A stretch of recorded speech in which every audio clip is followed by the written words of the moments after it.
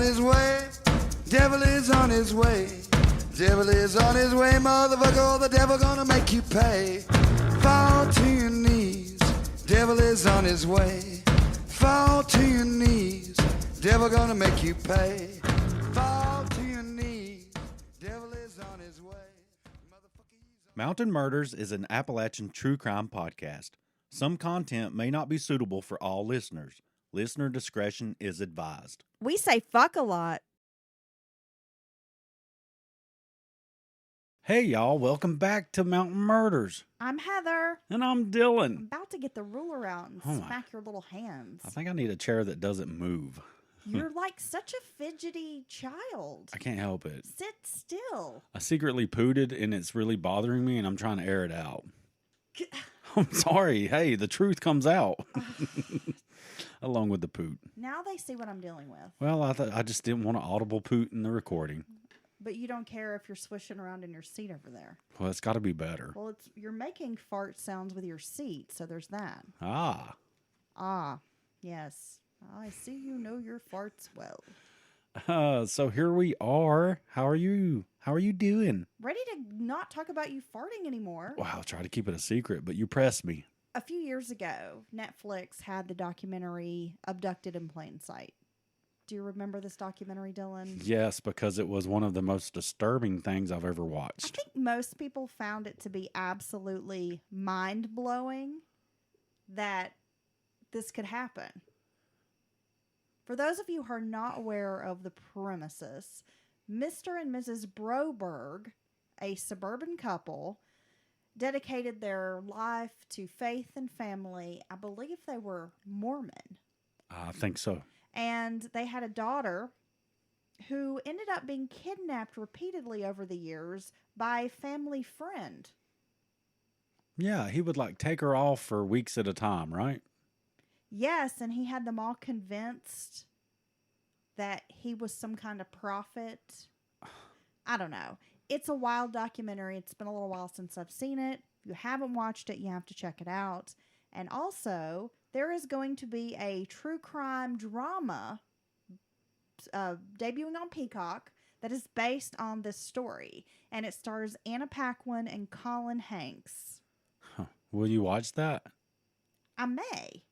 Because Nick Antosca is the executive producer. And he was responsible for the shows The Act, which was on Hulu, and Candy on Hulu. Of course, this is going to be on Peacock, and it's premiering October 6th. Have to tune in and check it out. I'm curious about it.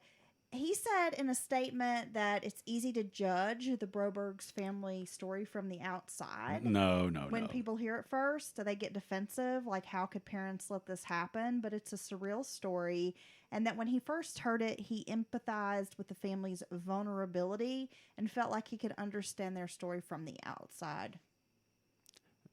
Yeah, I'm sure he likely knows more detail than we ever will from having, done this show and studied all the materials available and probably has access we don't have.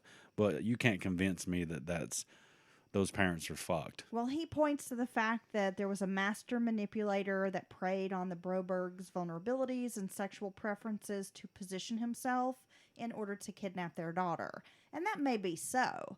But at the same time, I'm just like, come on. Dude. I feel like most people who watch that documentary are just like, what the fuck? When he What's wrong with these and the father, remember he admitted that like he jerked the dude off? That I'm honestly... And the mom was having an affair with him as well, right? And I'm taking your daughter off and talking about aliens and stuff. I mean, what he preyed on is their blind belief in their faith. Come on. I'm sorry. That's what he preyed on. We'll have to check it out. And maybe a little bit of stupidity. Am I being mean? I mean, come on, people. I still can't wrap my head around it. I was just blown. When I was watching the show and all this stuff's coming out involving the poor little girl, the poor young girl, over a period of time. She was kidnapped at 12 and then again, I think at 14. But when it got to the dad's talking about he was riding with him in the car and dude's talking about he was all tense and this mess and Next thing you knew, before he knew what was happening, he's like giving dude a handy. I'm just like, what? What, dude? Because I think they were riding around because he wanted to discuss the fact that he suspected he was having an affair with his wife. And so I guess this guy is some kind of a manipulator. You don't think that you could be manipulated into giving another man a handy, even if he was feeling real tense? No, it doesn't matter how much he described, and that's just because it's not. I mean, I'll be honest, Dylan, I'm feeling a little tense right now. Well, I can give you the female version of the handy. I don't even get that. You won't even go get me an Advil, so I don't know. That's not true. I can get you 2 Advil.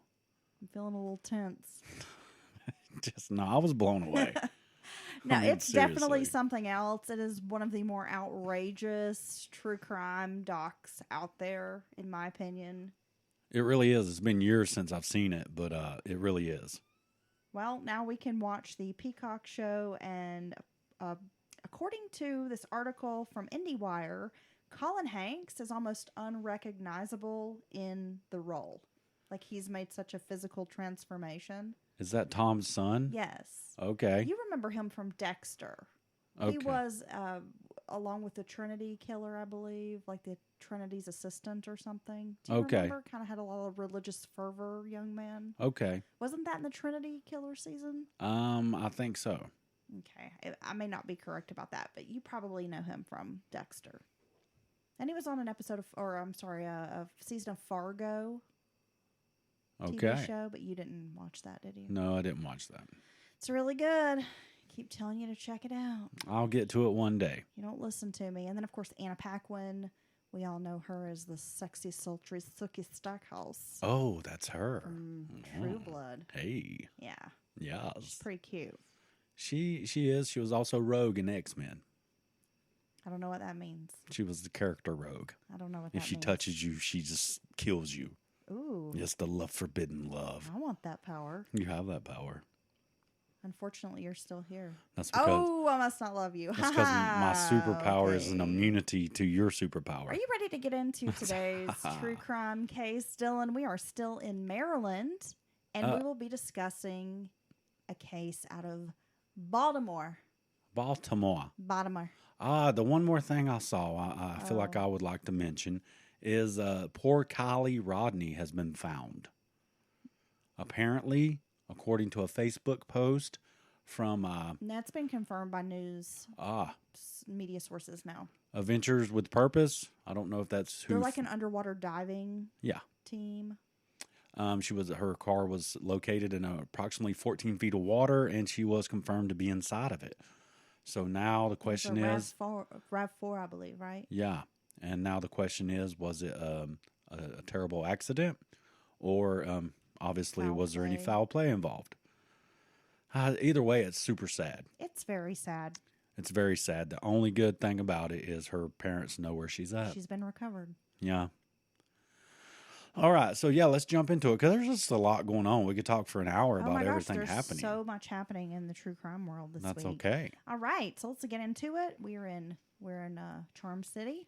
Oh, Maryland. Let's talk today about this dewy, cool morning, which I imagine, a dewy morning, probably a little foggy out. Yeah. Cold. Nice November, and cool. Ooh. Right? It's November 9th, 1954. A Pennsylvania Railroad train engineer spotted something odd on the tracks. It looks suspiciously like a body. As he pulled the train closer, his fear was confirmed.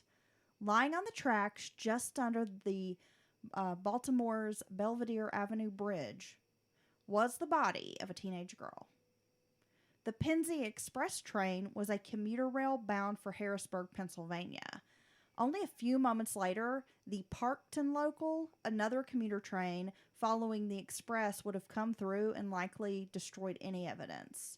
So it is like a miracle that this train engineer spotted the situation, was able to stop the train and prevent the second train from coming through. Yeah, and it sounds like a train that might be moving a higher rate of speed.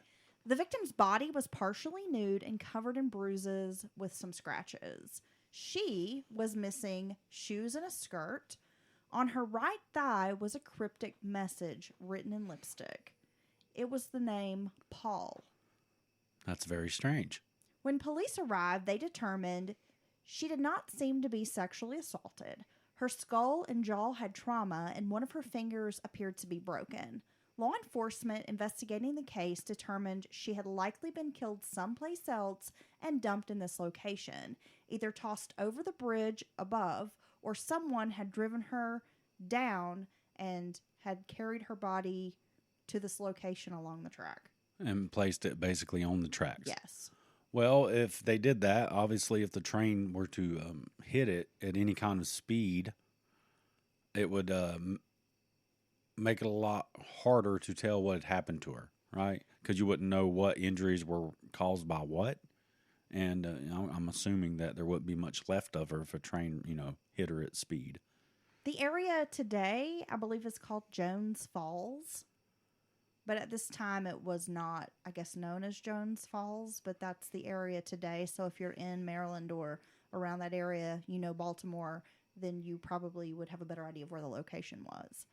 A passenger on the train named Bill Stump, who happened to be a feature writer for the Sunday Sun magazine, said, quote, "The train slowed down and no one knew what the hell was going on. We were diverted to another track, and as we passed, we saw people milling around the body covered by canvas." Stump later said he didn't even know what had happened until he arrived at the Calvert Street station and went into the Sun paper's office. And that is when he learned this is the body of a young woman found on the track. Her body was taken to the coroner's office, and her cause of death was a skull fracture. The time of death was ruled around 11 p.m. the night before. Her finger was likely broken because she had had a scuffle, and it was clear that she had tried to defend herself. While at the coroner's office, her identity was also determined. But before we get into the identity of this young woman, Dylan, I wanted to mention that the last train to pass under the Belvedere Bridge was 10:30 p.m. So the 10:30 train passes, and they believe her time of death is around 11 p.m. Okay. So it would have been after this last train had passed. So it's almost as if the person who placed her body there knew the train schedule or was familiar with it. Right. She was 14-year-old Carolyn Wasilewski. Carolyn was born on June 12th of 1940 in Baltimore. She grew up in the Morrill Park neighborhood on Mardell Avenue. Carolyn was the youngest of 7 children, and she had a reputation for running with a fast crowd. Her father, Stanley, was a guard at the Maryland Dry Dock Company, which is a comfortable blue-collar type of job, and his wife, Mary, was a stay-at-home mom. Which was important, Dylan, because they had 7 kids total. Wow. And from what I gather, Carolyn was the youngest. But then I've heard other reports that she was the oldest of the 7, so I'm not quite sure. But I'm going with she was the youngest. Because it did seem like she had older siblings in some of the news reports. I guess it's a good thing she had a stay-at-home mom, is all I'm saying. That's a lot of kids. 7 kids, man. Wow. And this was a blue-collar, working class kind of neighborhood. And obviously Stanley had a pretty good job at the dry dock because he had to support 7 kids. Now, what year was this? This was back in 1954. Oh, yeah. Yeah, one good solid job. This is your stereotypical nuclear family, right? You could you have the one good solid job. You can provide for upwards of 50 kids, it seems, and have a nice home, and have all the stuff you want. So, yeah, Stanley was probably making bank. The rebel child, Carolyn, befriended a group of tough and rowdy teenagers that called themselves the Drapes. Whoa, these are what you call young punks. They were greasers, Dylan. These are greasers? Yeah, like a group of what you'd imagine the greasers, the rockabilly dudes with the pompadours and the leather jackets, and they're into hot rods and street racing. Okay. Right? So they got the Lucky Strikes and rolled up in the sleeves of their shirts. Damn, I hope they do. Yeah, whatever. You know what? Okay, whatever. Let's go. Look, that's always been my scene. I'm sorry. Ooh, you know what? Go find a grease monkey guy who works on his cars all the time and can grow a really full beard. Been there, done that. Go find this guy. Yeah, it's my baby daddy. I bet he don't know how to put a fucking fence up. Yeah, Cool. What up, Mitch? I don't need a fence. I'll see you tomorrow, Mitch.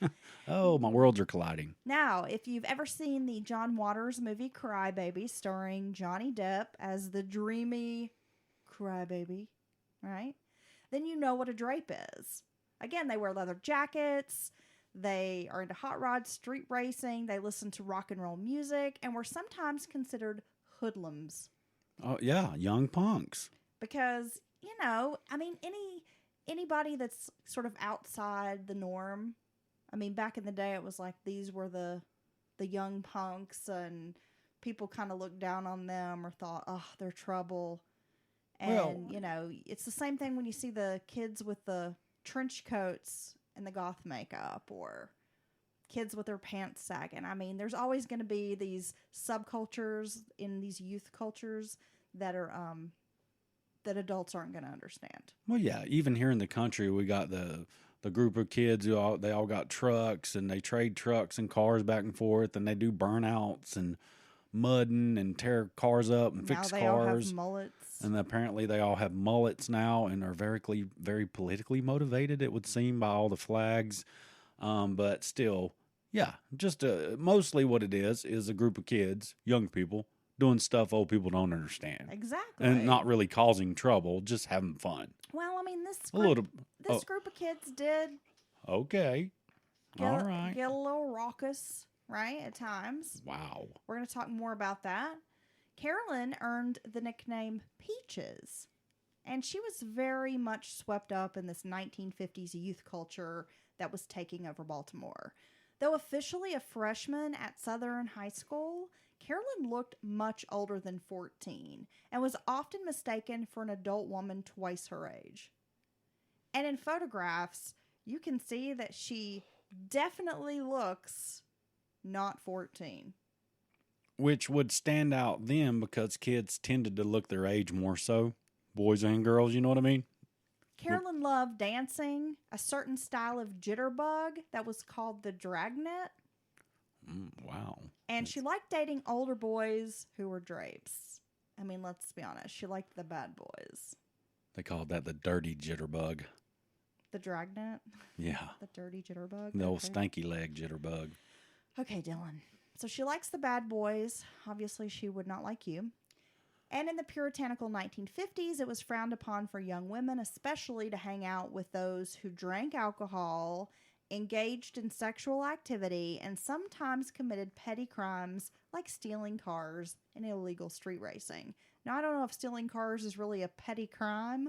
That's a fairly serious crime. But that was how it was described in I'll have the newspapers at the time. I'll have you know, I raised more hell than these kids could ever think about when I was their age, okay?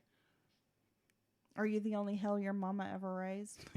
No, my sister was a hell raiser. Well, I think your mom probably raised some hell too, let's be honest. No, my mama raised her fair share of hell. Okay, well, so you were not the only hell your mom ever raised, so you don't fit into the bad boy category, Dylan. I'm still a bad boy. Oh my gosh. Yeah, I'm bad at doing Google searches. When I came home today, I was like, baby, thirsty, and put my face on your boob. And you were like, get away from me. I know, that's so gross. Get away.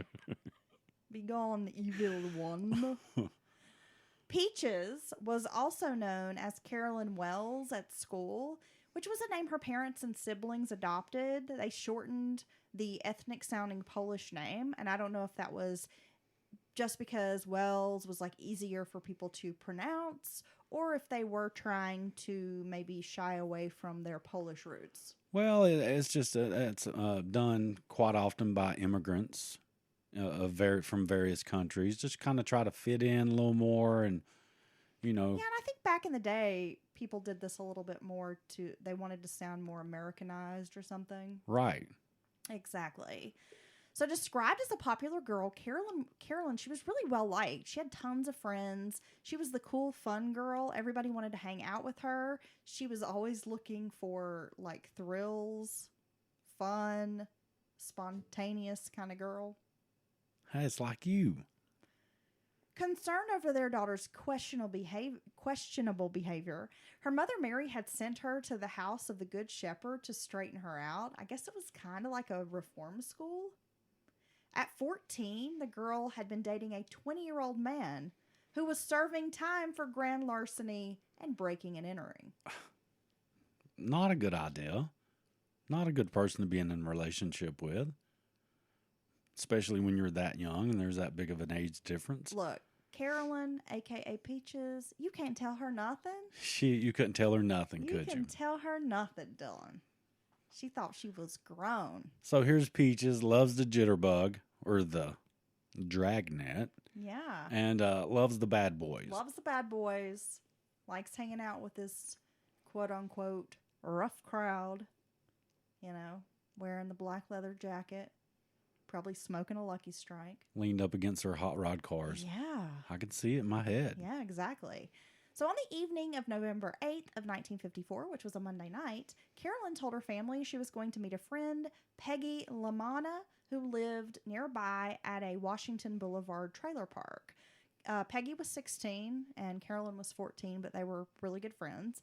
And the two were planning to register for a winter dance program at Morrell Park Elementary School. And this registering for this dance program, they also were going to follow that up with a dance that evening, like a sock hop. So she told her mom and dad, I'm going to go sign up for this school dance program, and then I'm going to stay over, and we're going to attend this dance. So this true life story really is like the movie Hairspray, kinda. Well, Crybaby. Crybaby. And we'll kind of get I'm into sorry. I more meant Crybaby. of how this case inspired John Waters in a few minutes. But so she's trying to go out, have a good time. It's a Monday night. It's winter, cold outside. Probably not a lot going on. So yeah, go into the sock hop. The most fun she can have on a Monday, right? And there's nothing wrong with having a place where young people can go dance, even if you live in a town that forbids music and dancing. Gosh, it seems like today, like There's nothing. There's no dancing, right? I mean, even when I remember in the 80s, my mom, she used to love to go to the club.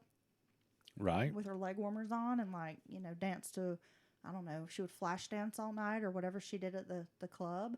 And even in the 90s and 2000s when we were up in age, there were dance clubs. But now there are like no dance clubs around. And it seems like dancing is just not a big part of like teen culture these days. Unless they're doing like a TikTok dance, right? Now that's in our area. It may not be as true in other areas. But yeah, even when we were younger, around 20, even most places at least had a teen dance night, even if it, and you'd have. I don't know if it's in other places either, Dylan, because I have friends that live around and they even complain that it doesn't seem like there's a lot of opportunities to dance these days.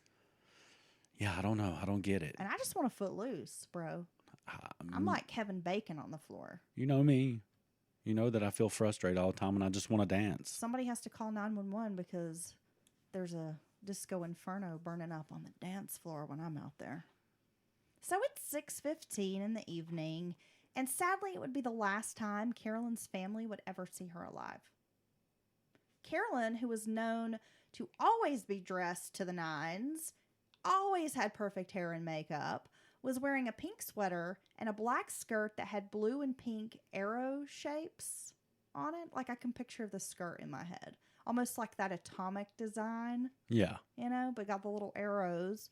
She was also wearing a black corduroy jacket. She had a black scarf knotted around her neck. Very cute, right? And because Carolyn had curlers in her hair, she also wore a green silk scarf over her head. Oh, and just letting the curlers set. She did her hair up, right? And she's letting the curls set exactly. She's got her hot rollers in, probably letting them cool down.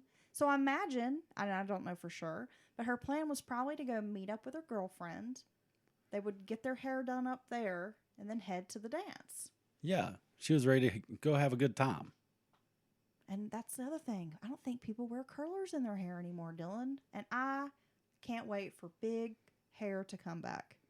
You think it's inevitable? I want it to come back in style, right? Big hair don't care. I want some bangs. Bangs are starting to make a comeback. The big bangs. I want the big poof hair, The higher the hair, the closer to Jesus. I want like some big Dolly Parton hair to come back in.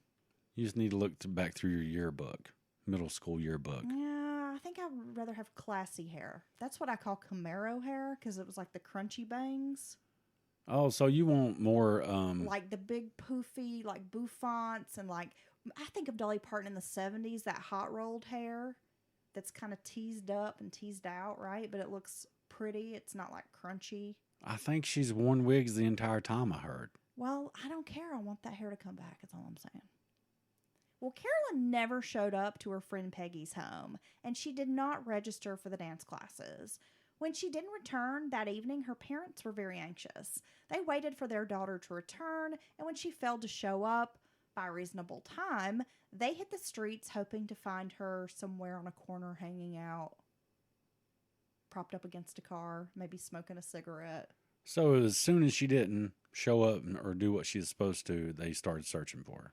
Right, because even though she did kind of run with this crowd and her parents didn't exactly care for her group of friends, it seems like she was a responsible teenager who showed up on time. Or let them know what she's doing. And made good grades, and she wasn't a girl that stayed out all night and would usually get in contact with them if she was going to be late. So they were concerned, right?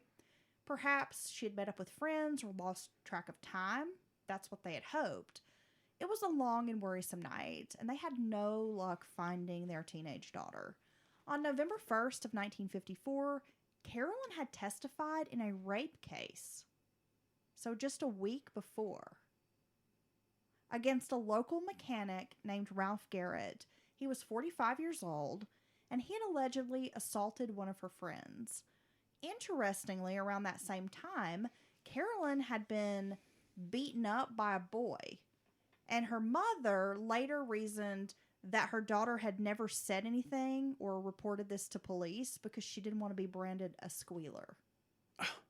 That's sad for anyone to even think like that. So she testifies against this grown man. She has some teenage boy that assaults her, likely because she told on this adult man. And then now she's dead. Wow, that's somewhere you could start with your questions. And of course, this attack was very concerning for her parents, and they had really wanted her, it seems like, to go to police, but she wouldn't. She was like, no, I'm not going to do that. Back to the investigation, Dylan. It led detectives 8 miles away from where they had found Carolyn's body to Gable Avenue, which was near her home. Police were able to find bloodstains and items belonging to Carolyn, including her shoes, in a vacant lot. The lot was near the Baltimore and Ohio Railroad's Mount Winans yard. Scores of people, eventually topping 300, were brought in for questioning, including the Drape friends of the slain girl. Friends with nicknames like Ace, Lefty, and Rocky were drilled about her murder. Oh my God. They're almost like a cliche from back then. Police felt the scene had carefully been selected as the ideal place to dispose of her body. Carolyn was taken down a 30-foot cut and laid face down on the southbound tracks over which the Pennsylvania trains would speed by. The killer or killers had likely hoped one of the two speeding morning trains would further mangle her body and hamper the investigation, maybe destroy all of the evidence.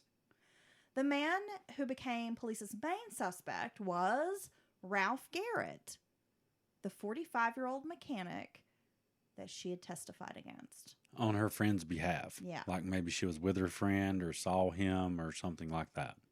Garrett lived in close proximity to the murder scene. Witnesses had reported seeing him speaking to Carolyn on the night of her disappearance. However, Garrett was found hanging by a belt from the brake wheel of a gondola sitting on a siding in a rail yard. What? Dead? Yup. Oh my God. Now, I could imagine that he has no good reason to be making contact with someone who testified against him in a rape case. If witnesses did truly see him in her area or around her. I'm not sure what the relationship was. I don't know if this mechanic maybe hung out with some of these Drape kids because they're into cars. So I don't know if maybe he was just some guy in the neighborhood that she knew, or she had an association to Ralph Garrett just through friends. So I'm not 100% clear on the relationship. Okay. And the newspapers didn't really offer up a lot of information either. So he's found hanging by a belt. This car stood opposite the vacant lot where the attack and murder was believed to have taken place. So you've got one vacant lot where they find bloodstains, they find Carolyn's shoes, obvious signs this is a crime scene. Right. And then adjoining that, the opposite lot is where this man is found dead. That seems too coincidental to me.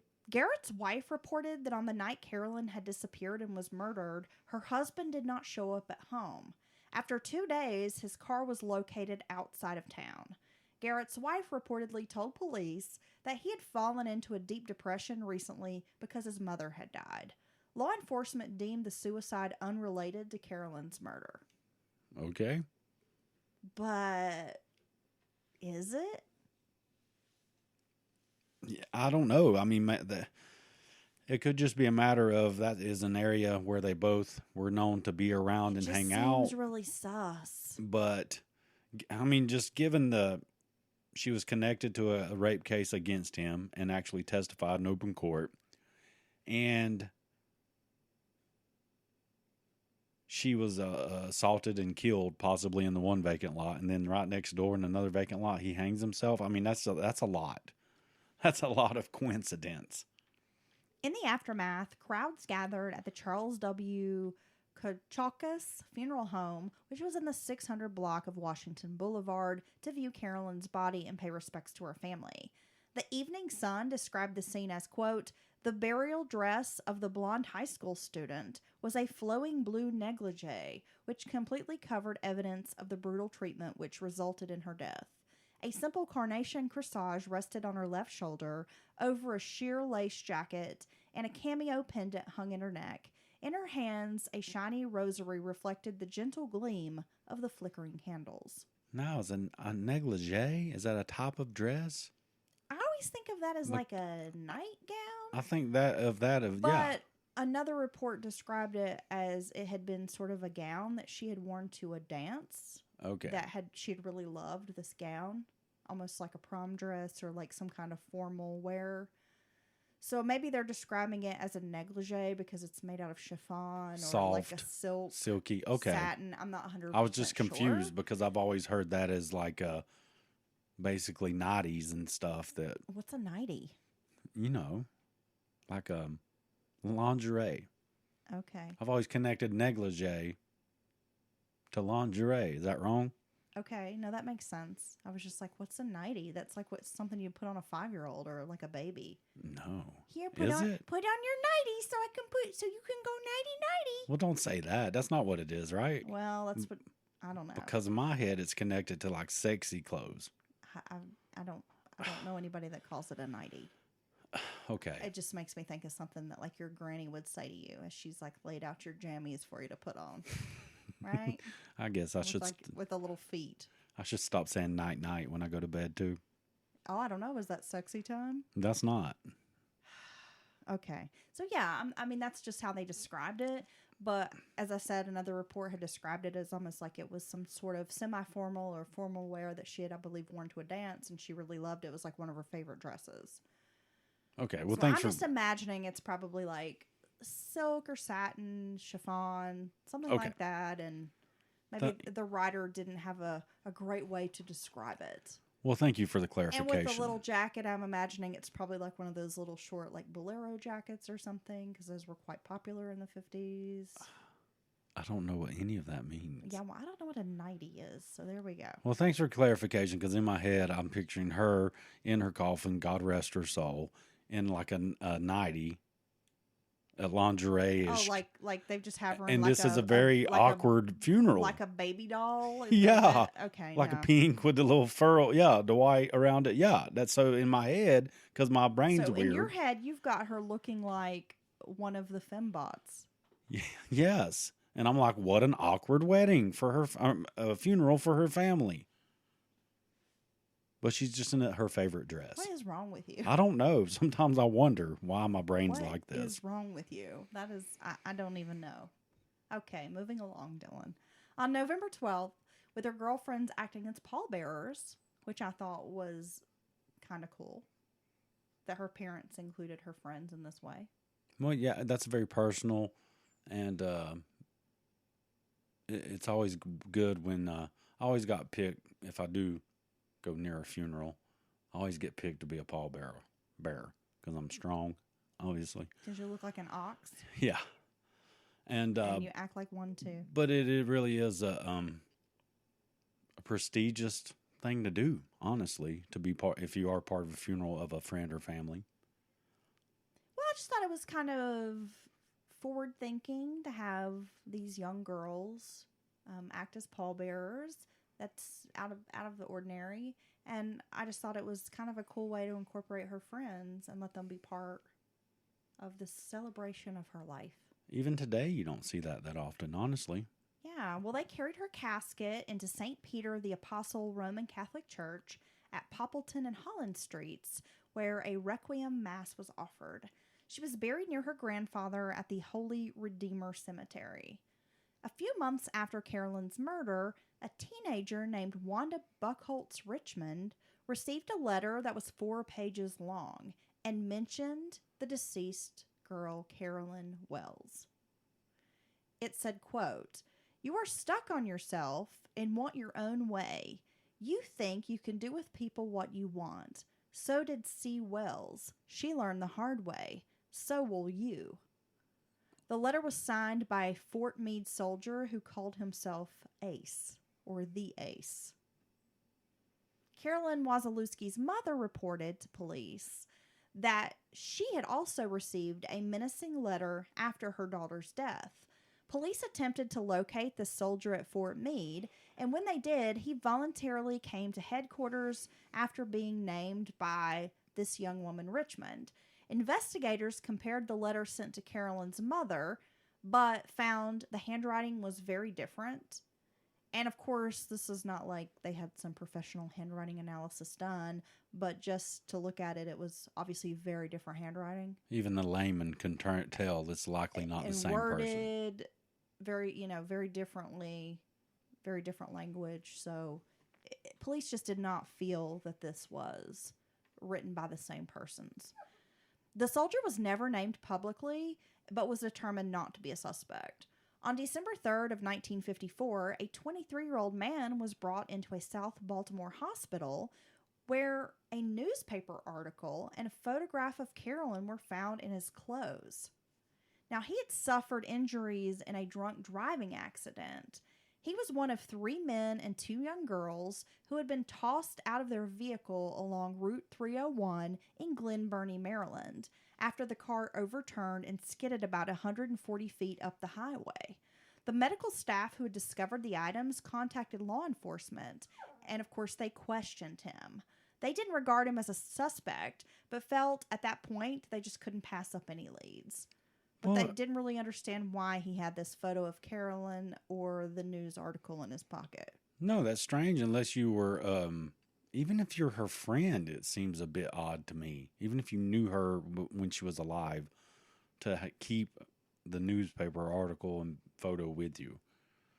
So there's so much strange connections and possible connections and weirdness around this story. I thought about that and I was like, it's pretty strange, but maybe at this time, you have to consider the time period. It's the 50s. These kids don't have access to the internet. They don't have entertainment the way we do today. They also were not inundated with gruesome information, violent depictions. That's a good point. You know what I mean? Yeah. So it's possible that, this teenage boy had seen this article, had this picture of her from the newspaper in his pocket. Maybe he carried it with him because he felt like touched by this girl's death or something. Or even that was actually a good point you made. Even if he wanted to tell other people about this story that left an impression on him, cut out the newspaper article so you can show people, look what happened to this girl. This was crazy, or something like that, because that was the only media he had access to. Yeah, he couldn't be like, pull out your phone and look at this news story. Okay. Yeah, I really kind of went out on a limb thinking about that. But no, that's a fair point. Just pondering. I felt like that statue of the thinker. I felt like that was pondered, honestly. Yeah, well, I did think about it. because it struck me as unusual. But then I considered why would he have this in his pocket? Did you come to any conclusions on the whys, or did you Yeah, I just told you. Ah. Right? Didn't I just tell you? Ah, yes. I And see she you was know your previous sentences and well. she was also really beautiful. Okay. She was a very pretty young girl. So I imagine that a lot of teenage boys would be like taken aback by her image because she was very pretty. Another lead came on December 31st of 1954 when detectives investigating an Anne Arundel County burglary found a girl's blood-stained jacket in the back of a car.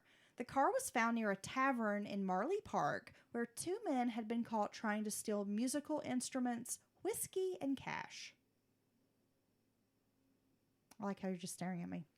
I thought you were going to say something, but then I realized that it's Dylan, and I'm sure you're not going to say anything of value. The two suspects, 21 and 31, they denied knowing anything about the car. But it was determined that one of the men had borrowed this car from a relative. Bloodstains were also found in the trunk of the car, which was explained away by the owner, that he had actually been deer hunting up in West Virginia, had killed this deer, and had brought it back to Maryland in the trunk. The jacket was turned over to city police, but they were able to show it to Carolyn's parents, who were like, this is not her jacket. But the black corduroy jacket that she'd been wearing on the evening of her disappearance and murder, that has never been recovered. Okay. And I feel like I must remind our listeners that you're just giving me hell. And you don't mean all the mean things that you say to me. I don't? Yeah. I'm reminding them of that because I know that's the case. You do? Yeah. Oh, well, then I should be meaner. How do I need to get my point across, Dylan? You're crazy, man. You're crazy. So funny. Yeah. Well, yeah. That was my evil cat hiss. Your hissing is your love language. Is it? And I've determined that over the years. Yeah, I am just giving you a hard time. Yeah. And we're approaching our 4-year anniversary. We are. Our podcast is almost as old as we are. Think about that. You mean as old as our marriage? Yeah. Yeah. Yeah, our wedding anniversary is coming up this week. Yeah, and then what? I can't remember. Is it the 24th or the 26th? We know it's in that area. Why are we so bad at remember? We can't. Neither one of us can remember when we got married. We know it's between the 24th and 26th, so we celebrate for 48 hours during that period of time. And is that what we do? That December we started the podcast. Is that correct? Yeah. Oh, I'm totally wrong. We got married on the 27th. Ah, shit. Well, you know what? That was close enough, right? Well, I'm sorry. How do you know it's the 27th? I just looked up the calendar of when we got, so that's when we got married, was on the 27th. How does the calendar know? Because I looked up August of 2018, because I remember it was that month. Anyway, it's that date, Dylan. Why are you questioning me? We don't need to get into this on the podcast. So it was the 20. Okay. So apparently we got married on the 27th. It was a Monday, is all I know. It was a Monday, Yeah. and it was sort of a spontaneous decision. So We was like, fuck it, let's go get married. yeah, pretty much. But I'm glad. And look, we're living proof. Spontaneity can work. Yeah. Yeah, and then I get to berate you weekly on a podcast. I know. I could only imagine this dream You life. know what? I'm going to make a deal with you, Dylan. Okay. Next week, when we record Mountain Murders, I am going to be so sweet to you the whole episode. Really? No. Oh, you fucking bitch. Okay. Let's get back to Carolyn's Oh, okay. story. See, yeah, happy anniversary, bitch. Fuck you, man. Okay. Oh, I love it. Let's get back.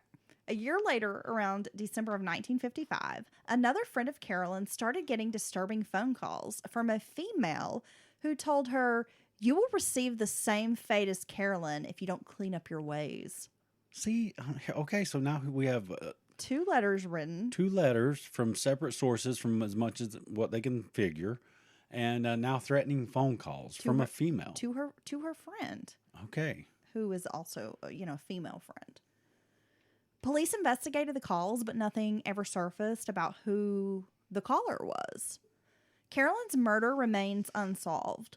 Law enforcement was never able to determine who was Paul. Remember, she had the name Paul written on her thigh in lipstick? Yeah, but you know what? If anything, that's a red herring to throw the cops in another direction because, I mean, Is that what you think? well, who's going to sign their name to a murder victim? I mean, that's unless they were totally unhinged and was doing some kind of weird your mind bullshit. You know, I possess you. Well, see, but it was written in lipstick, and this is an angle that I haven't. Before she trans. Well, I haven't seen anyone mention this, but what if a female is involved in this?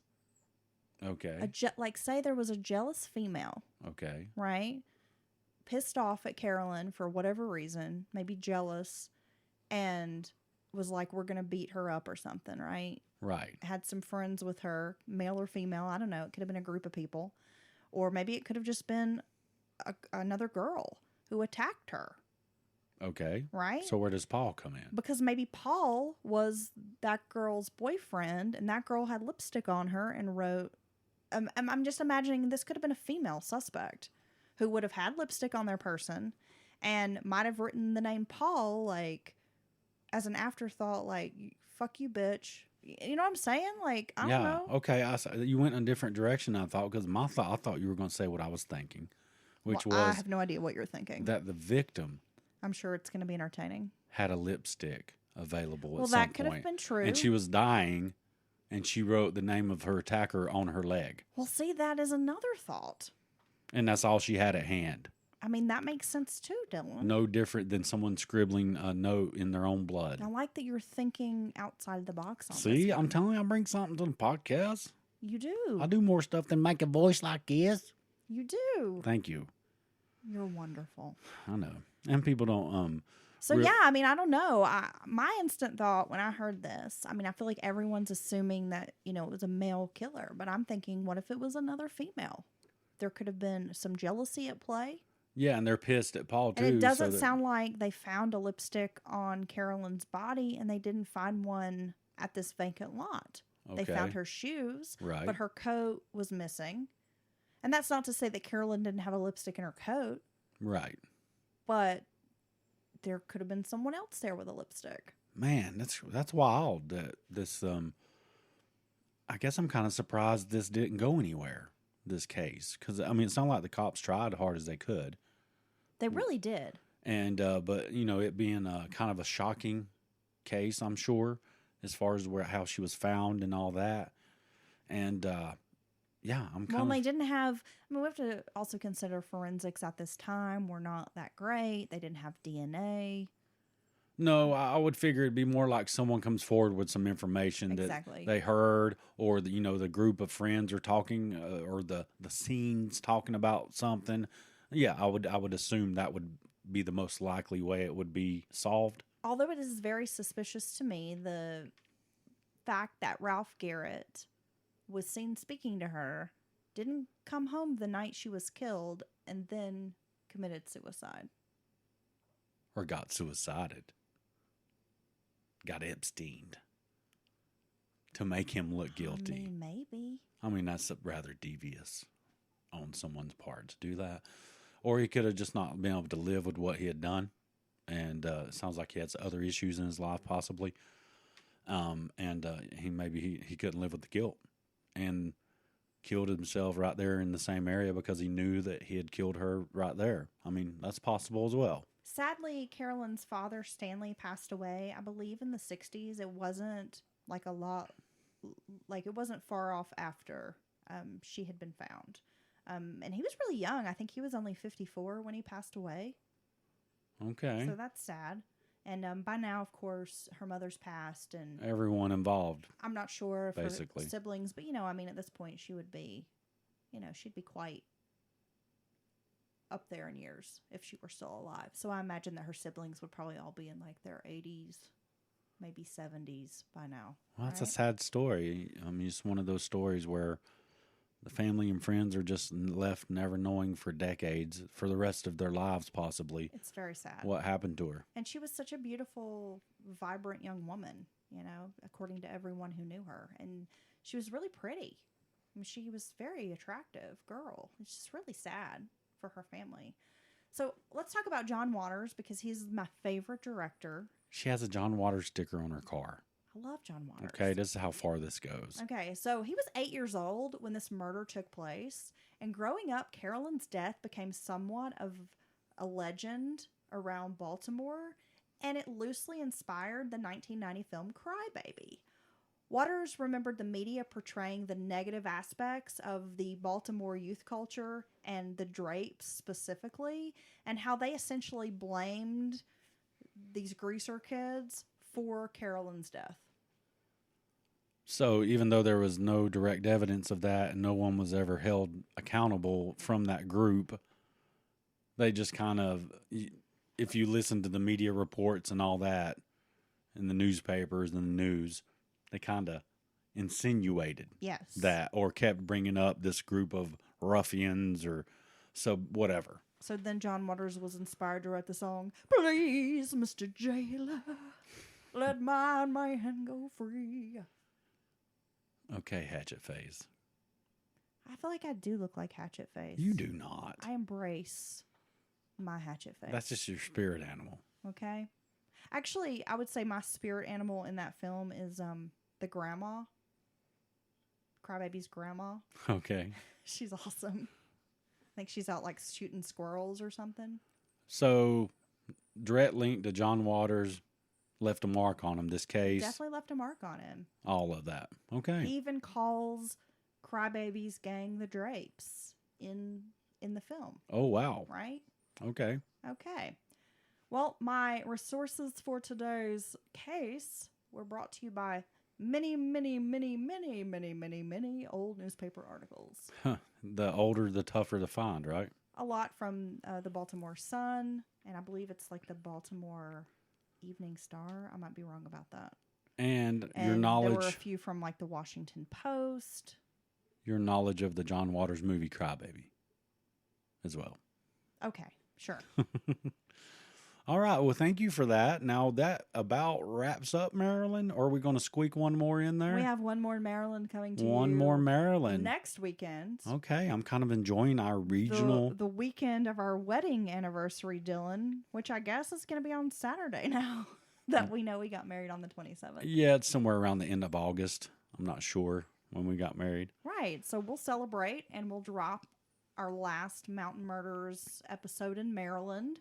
Oh, I can't wait to see For the time being. where we go next. I have a very interesting case. It's one that people have probably heard before, but there might be some listeners out there who are unfamiliar with it, and it has ties to us locally.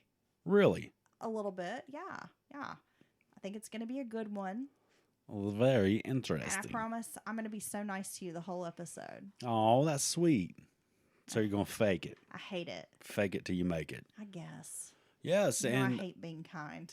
before we sign off, remember, if you would like more content, extra content, ad-free experience, and also access to our Discord thread where we have made so many great friends, you can visit us at patreon.com/Mountain Murders Podcast. Yeah. And for as little as $3, become our patron and support our show directly, which we really, really appreciate from every single person that is a patron. Dude, we have some really good Patreon exclusive episodes that we have dropped this month.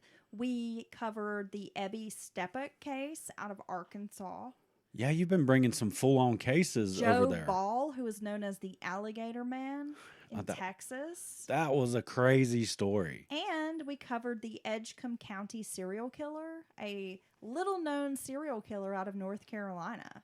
So if you'd like to hear those cases covered, Patreon, you can access that. And a whole lot more. Oh my gosh, there's so much content on Patreon, and it's all ad-free. And I also have a campfire reading of Oh yeah, Dylan Brenda's Beaver Needs Shaved. What is it? Oh my. Yeah, so I posted a story, an adult story time with Dylan. It's a video of Dylan reading a book entitled "Brenda's Beaver Needs a Barber." That's right. He reads the book to me, to his adult daughter and her friend. And the comedy of that is, I thought that was a children's book, and I almost gave it to my daughter for my grandchild. Multiple occasions, because we kept getting these little book club books in the mail. And Heather had laid this book right there where we always keep my little Kalani's books, and I give them to them when they come over. And I just kept reading that title, Brenda's Beaver Needs a Barber, Yes, and darling. thinking to myself, how did they not catch the fact that this seems inappropriate for a child's book? Well, turns out it's for adults. It's meant to be funny. Yeah, I explained this was a gift from Right. one of my best friends, Dylan, and it's supposed to be an inappropriate book. Right. That's the point, And is that it's inappropriate. it is. Yeah, so we have Dylan reading that. If you would like to check it out, Dylan will read a bedtime story to you. I will make your ass go to He sleep. even shows the pictures in the book, Yeah. which is the best part. Because if I'm getting a story time, I want some pictures. I want to see some pictures. All right. Until next week, we'll catch you at the midweek. And don't forget, if you're into the conspiratorial or weird, we are back on Batshit Crazy. Oh gosh, I have an episode coming up about a cult. We have all sorts of strange mysteries, unexplained things. We'll talk about UFOs. Some high strangeness, right? Very, very Cryptids? strange shit. Yeah. And we cut Conspiracies? loose a little bit on Batshit Crazy in a way that we don't always on Mountain Murders, because it's, we're not dealing with the serious subject matter. Right. We don't have to be careful of victims and victims' families and all that. We kind of talk about this weird, wild stuff. And the best part is Heather cuts loose, and I love to see that side of her because she is hilarious. No, I'm not really that funny, but Yeah, you are that funny. we have to tend to Rufus every time. Okay, so every time we sit down to record the podcast, Rufus cannot stand to be separated for even like 5 minutes. He is my shadow. And he sits at the door and he presses his little cute doggy face up to the crack on the door. So he's like down on the floor as low as he can be. Yep. And you can just see his little mouth and his little tiny nose under the door crack, and he whines. Yeah. And sometimes we have to let him in, but the time is he can't. It's been almost an hour. He can't stand it. We can't go any longer. So we have to open the door for Rufus. All right. Okay. Thanks for listening. So yeah, if you hear the dog, that's what's going on. Bye.